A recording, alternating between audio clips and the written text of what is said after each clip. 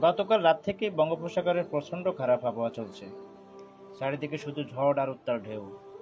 আমরা নিজেদের নিরাপত্তার জন্য চট্টগ্রামের দিকে চলে আসছি, কিন্তু আশ্চর্যের বিষয়, এখনও কিছু বোট এই ভয়ঙ্কর সাগরের দিকে যাচ্ছে। এটা কি বুদ্ধিমানের কাজ? নিজের হাতে নিজের মৃত্যুকে ডেকে আনা নয় কি? জীবন আল্লাহর দেন, রিজিকও আল্লাহ দেন, কিন্তু আল্লাহ বলেননি নিজের ইচ্ছা মতো ঝুঁকি নিয়ে বিপদ ডেকে আনার জন্য। আল্লাহ আমাদেরকে কোরআনে বলে দিয়েছেন সূরা আল বাকারার 195 নম্বর আয়াতে, আর তোমরা নিজ হাতে নিজেদের বিনাশের দিকে না উঠে যেও না, বরং আল্লাহর পথে খরচ করো।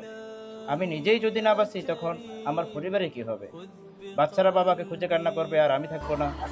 জীবনকে ঝুঁকিতে ফেলা একদমই ঠিক নয়। সতর্ক হ। এ অন্ধ সাহস করাটা বোকামি। জীবন একবার গেলে আর ফিরে আসবে না। নিজের জীবন বাঁচাও, পরিবারের জন্য দায়বদ্ধ হও এবং আল্লাহর উপরে ভরসা রাখো। আমাদের আত্মীয়, প্রতিবেশী অনেকেই এই কাজে জড়িত। সবাই সবার জায়গা থেকে সবাইকে সতর্ক করে দিবেন। আল্লাহ হাফেজ।